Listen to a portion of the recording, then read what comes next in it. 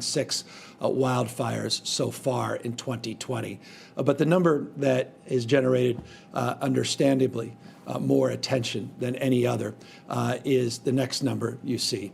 118,000 acres were burned in 2019 by this time last year. You can see close to just shy of 2.3 million acres have been burned this year. Historic is a term we seemingly often use here in the state of California, but these numbers bear fruit to that assertion that this is historic. This is the largest fire season we've had in terms of total acreage impacted in some time, back recorded recent modern history, but nonetheless, you put it in comparison terms, in contrast to last year, it's rather extraordinary. The challenge that we faced, again, so far this season, 2020.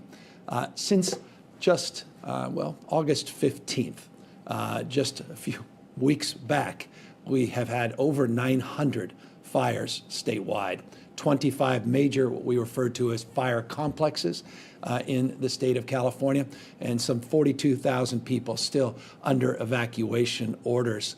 Just since 8/15, since August 15th, 1.8 million acres have burned. So again, the challenge has been made more acute just in the last few weeks since middle of August, primarily, not exclusively, but primarily because of the unprecedented number of strikes, lightning strikes, dry lightning strikes that the state of California experienced over primarily a 72-hour period, but ongoing dry lightning strikes that we experienced for a week extended. So this is a challenging year. It's historic in terms of magnitude, scope, and consequence, and it also has required us a deep reservoir of resource. Nearly 14,000 firefighters currently deployed to work on these fires, over 1,900 engines. Those include, by the way, engines that have come out of state and engines and support that will come from the federal government.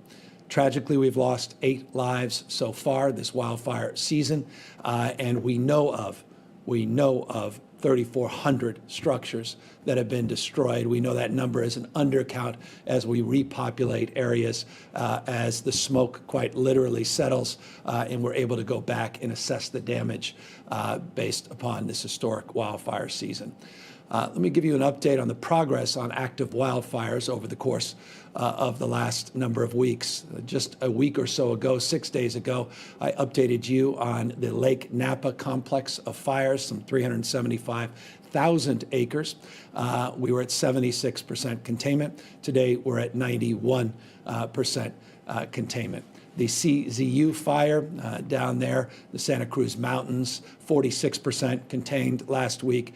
We're now up to 81% containment. So progress on those two complexes of fires, demonstrable example, proof point of the grit, the hard work, the determination of CAL FIRE, our mutual aid system, and our partners across the spectrum, be it those that are on the front lines from the California Conservation Corps to those that have come out of CDCR, our state penitentiary, working those lines and mitigating the spread and growth of those fires. The SCU fire is now substantially more contained than it was a week ago, 95% containment compared to where we were just 6 days ago at 76%.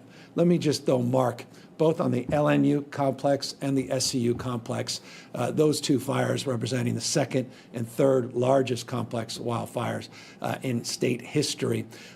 Because of the wind events, and I'm going to talk about that in a moment, those complexes are still spotting, meaning we're still having issues around containment. And while you see extraordinarily high containment numbers, 91% on the LNU and 95% on the SCU, that's not good enough. We still have work to do, particularly with these winds coming up. And so I say that to highlight a point of caution. Oftentimes when people see containment north of 50%, they take a deep breath, and there's a sense that we've got these things absolutely under control. We have substantially made progress.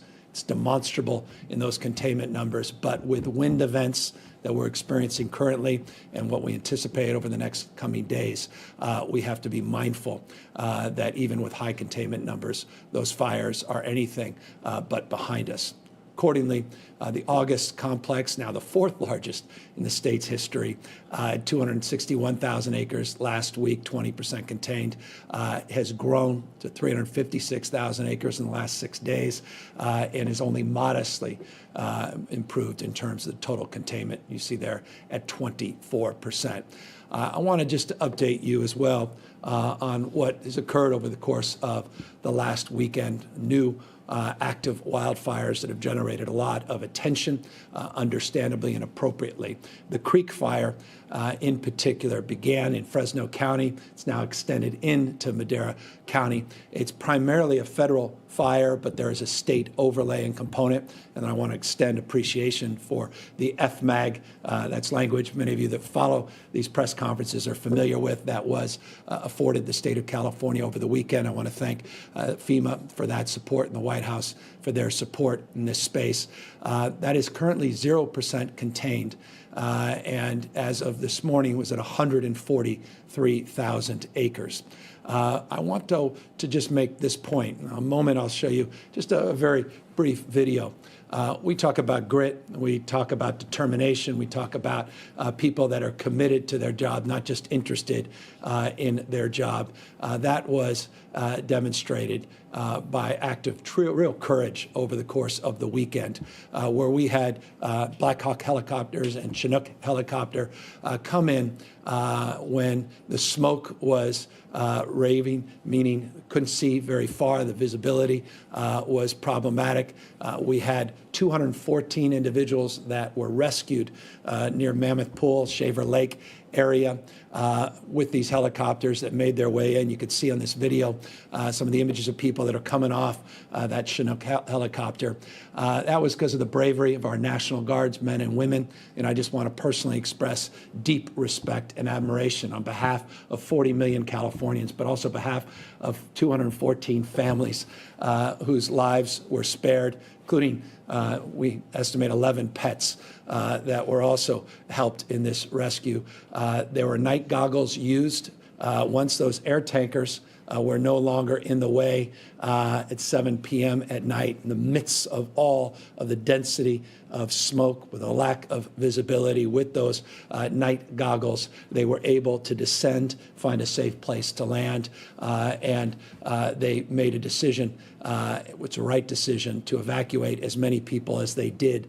I can assure you, though safety always is top of mind, that they stretched the limits of capacity in terms of the utilization of these evacuations protocols as it relates to the helicopters themselves, and I think just deserve tremendous credit, and of course our personal admiration here at the Office of Emergency Service for a job well done. It's where training meets the moment, but it always takes the courage, the conviction, and the grit of real people doing real work. And so, again, deep gratitude to the men and women that were out there. And by the way, they were out there again today evacuating 150 people and another 14. So over 164 individuals were evacuated just this morning in similar efforts. We've got about 17 plus people that we're still working to evacuate in real time. Information on that will be forthcoming quite literally momentarily over the course of the next few hours. So ongoing rescue efforts and extraordinary effort over the weekend, demonstrably exampled by those images you just saw and many other images that have been shared across this state and across this country. Across this state, though, we continue to fight additional new active fires, Creek Fire being one of them, the Valley Fire now in San Diego, 3% contained, some 17,000 acres impacted so far. The El Dorado Fire in and around San Bernardino County, 10% containment, 16,000 acres. So these are the new active fires that have come up over the course of the weekend. The El Dorado getting a lot of attention because it's a reminder that the vast majority of fires that we experience on an annual basis come from individuals making bad decisions or by simple neglect and accident, meaning 90 plus % of the fires that we experience in the state of California on an annual basis are man-made fires. El Dorado, though there's an investigation, those that may want to inquire more, all I can say is we are investigating the facts. A lot has been reported on this. We are investigating the veracity of what's been reported, but moreover, we have an investigation that is underway, and when we are confident in the results of that investigation, we will make as quickly as possible that information public. But it appears to be at this moment, and I say appears to be at this moment, an example of another fire that was not Mother Nature, but man-made in this case.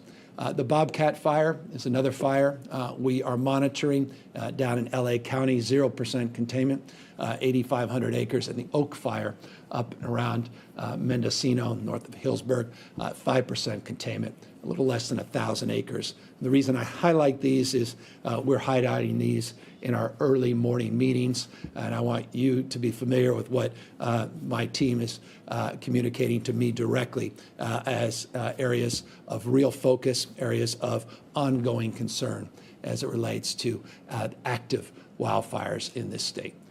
It is not lost on anybody, particularly those that had to weather the weather over the course of this long holiday weekend, that we experienced yet another massive record-breaking heat wave over the last 3 days. Highest temperatures ever recorded, as an example, in Los Angeles County, 121 degrees. Death Valley, cool by historic standards. You recall Death Valley had 130-degree record, historic, arguably world record temperature a few weeks back, but once again topping north of 120 degrees, 122 again. These temperatures felt all throughout the state of California, all throughout, once again, the west coast of the United States.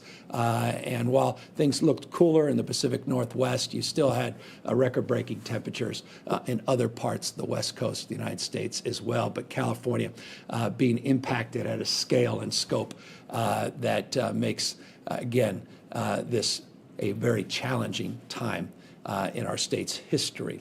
Obviously, these weather events have put a lot of pressure on our energy supply, energy use.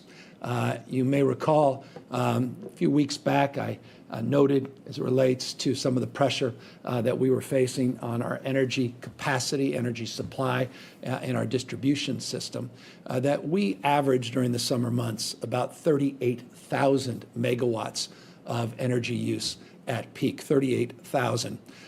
We went about 47,000 megawatts at peak over the weekend. So we have put historic pressure on our grid. As you know, a few weeks back, we initiated an investigation.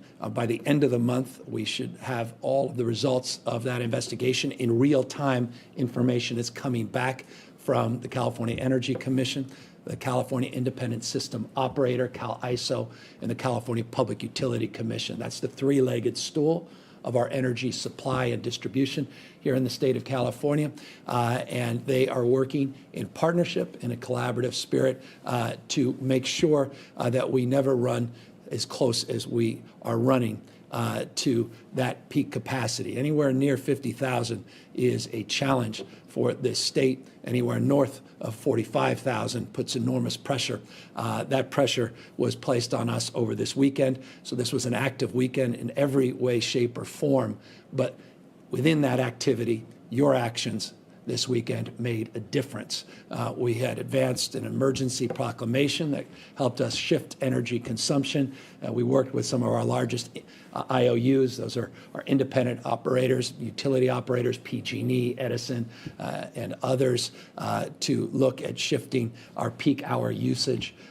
We put out information, PSAs, and other public pronouncements encouraging that consumption.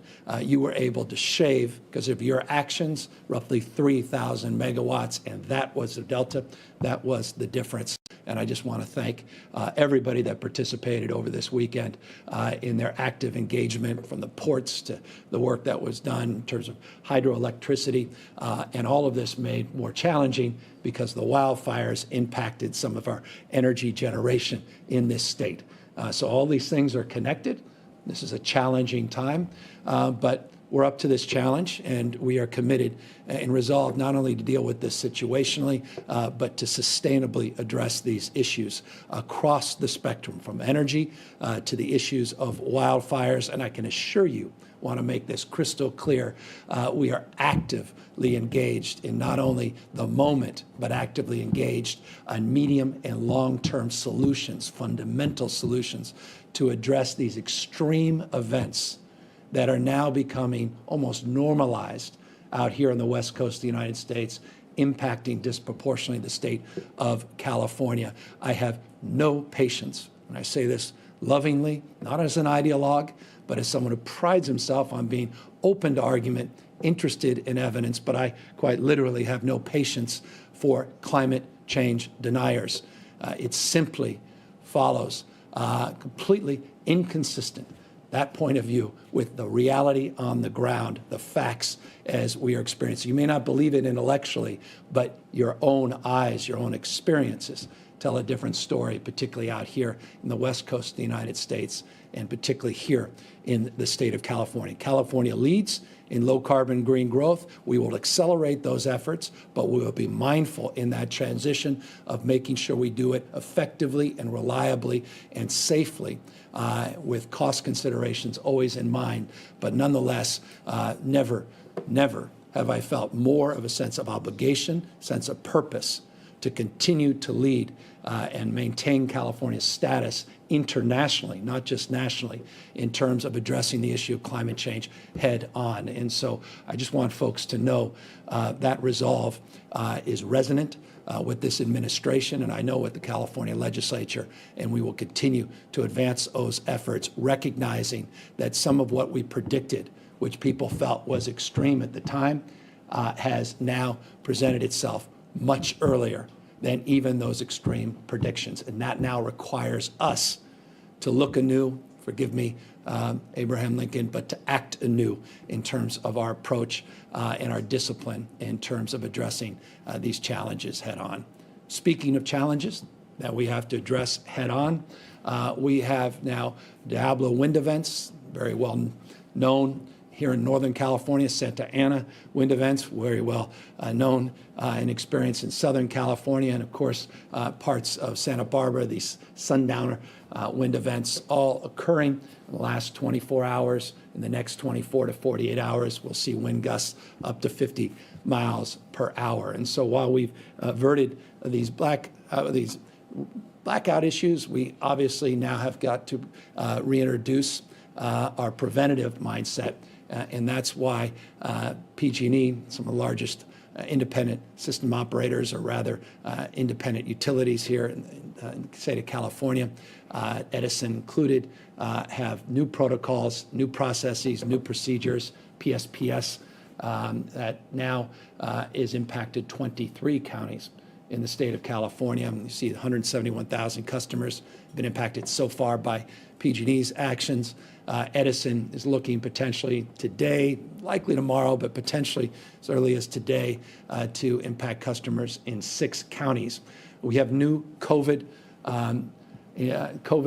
protocols as it relates to different strategies to work in partnership, not only with these utilities and their determination of safety shutoffs as a preventative measure to address their concerns around high winds and these very, very dry conditions, and to mitigate the spread, mitigate the ignition of fires. But we also have different protocols and partnerships with the counties on making sure those that are impacted have support.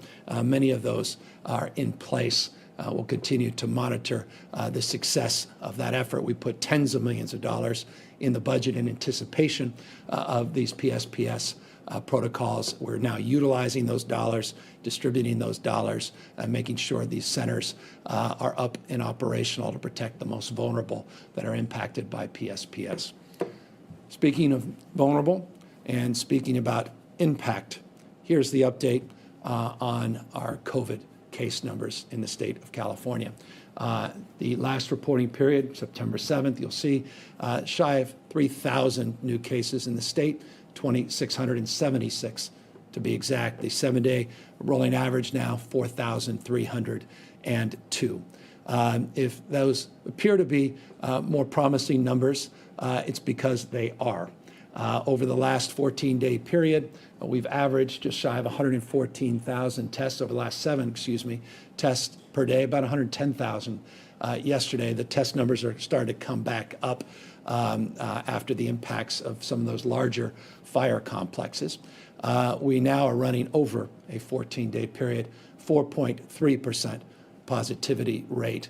In fact, it's dropped to 3.8% over a 7-day period. So 3.8% 7-day positivity rate in the state of California, 14-day positivity rate of 4.3%. Again, these are numbers in the aggregate statewide. Hospitalizations in the aggregate statewide have dropped 24% over the last 14 days. Now 4% of total number of COVID patients represented in our hospitals beds system-wide. So 4% of those that are hospitalized in our entire system are COVID-19 positive patients. That is down substantially as well. Good progress in this space. Following that progress, ICU admissions are also trending downward, 21% decrease over the last 14-day period, and that represents 13% or so of all of the ICU patients in our system. So when you make progress in the aggregate and you get below 5% positivity rates, we now dropping below 4% on the 7-day. We are asked the question, understandably, what about more modifications on reopening the economy?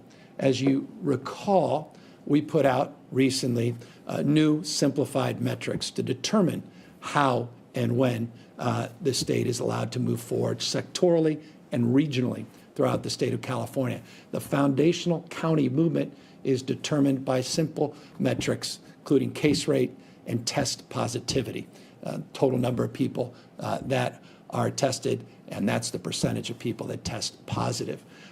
Dr. Galley, in a moment, will come up, update you on that effort. And I just want to, before I introduce him, remind you that the blueprint for a safer opening is to simplify with 4 tiers, 4 colors, the purple, red, orange, and yellow.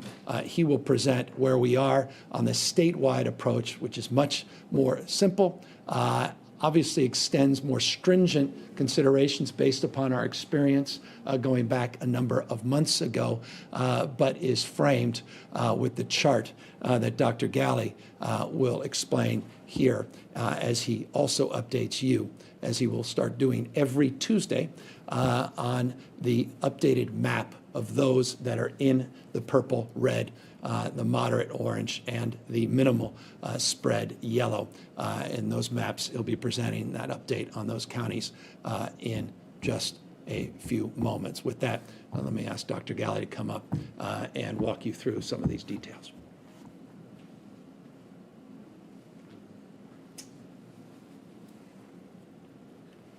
Thank you, Governor, and good afternoon.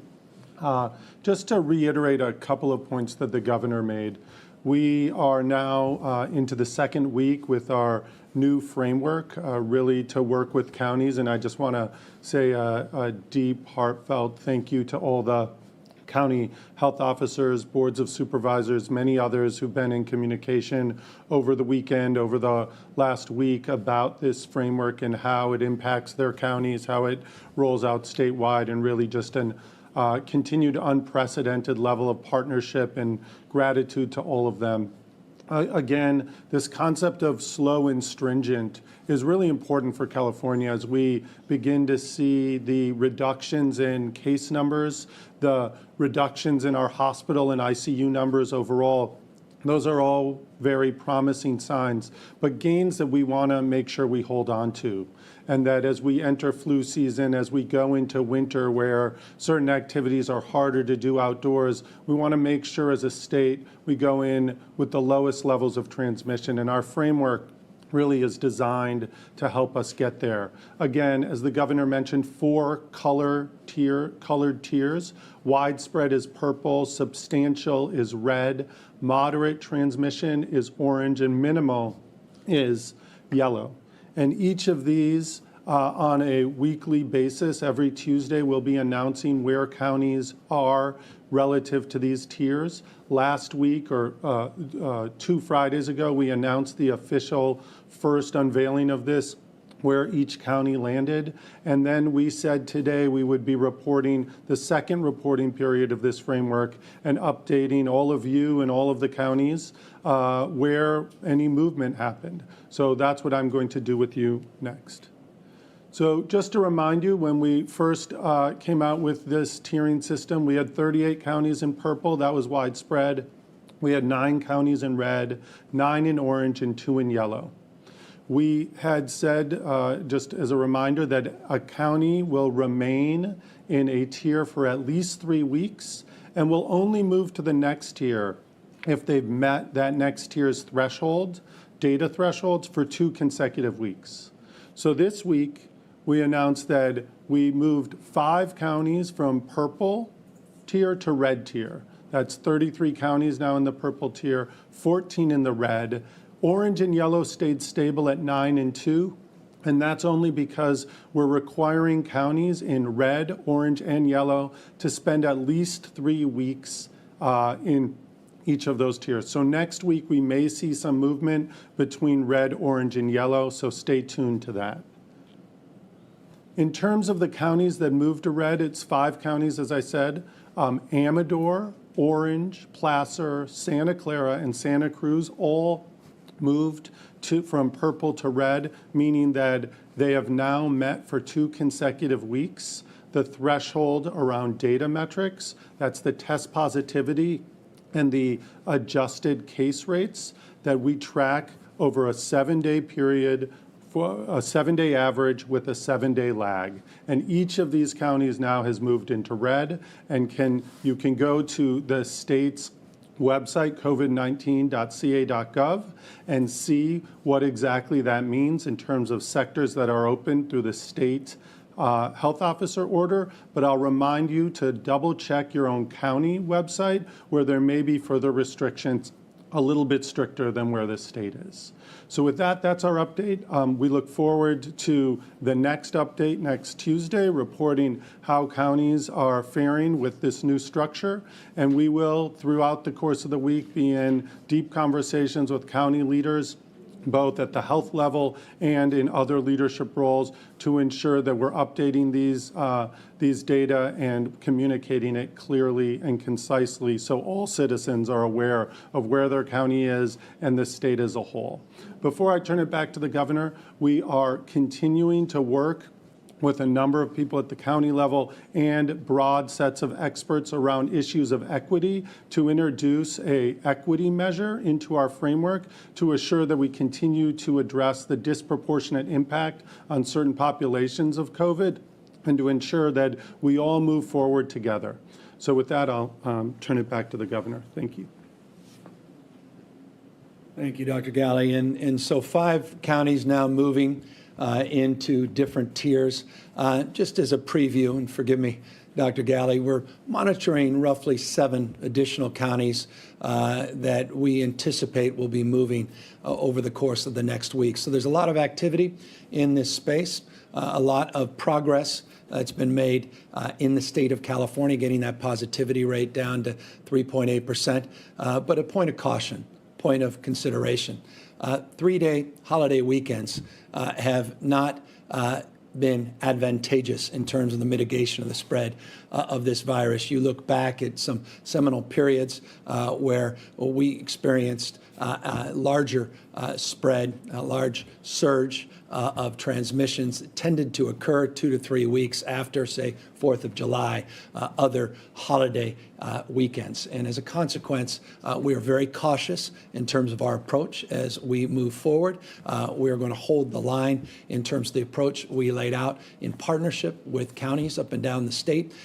This partnership continues. It's an iterative process. I'll just give you an example. There are a number of counties that we are working with in real time over the course of the next few days, which we are comparing and contrasting certain data. It's a way of expressing this. It's dynamic. It is a process where we are doing all we can to be as responsive and inclusive as we should be under these circumstances, but progress being made as it relates to taming the spread and transmission of this virus, demonstrable in that 7 and 14-day positivity rate, and exampled here in the county tier status, where we have new counties moving forward into new tiers, which provide more activities and more opportunity to get us closer to normalcy. Again, we cannot impress upon folks more the importance of wearing masks, physically distancing, washing hands, and minimizing mixing. But I would be remiss if I didn't now just ask that we put up a video on the first bullet point around wearing a mask. We are blessed and we are privileged to have incredible philanthropic partners here in the state of California. One of them is the Skull Foundation. Skull Foundation reached out to us and committed to a partnership with Sesame Street. As a consequence of those discussions, Sesame Street was willing to do a mask PSA in partnership with Skull in our California for All initiative. This PSA will be shared nationwide, and it features someone that's very familiar to all of the children here in the state of California and the children inside of each and every one of us. We'll queue up this new Sesame Street mask PSA. Oh, hi! Oh, Elmo was just getting ready for school.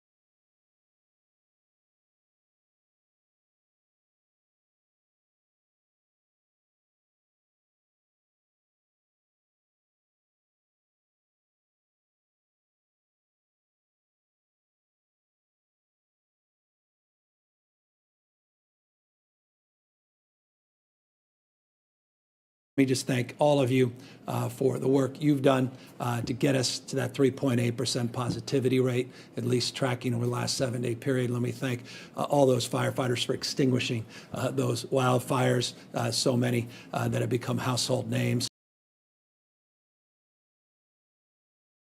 Take care, everybody.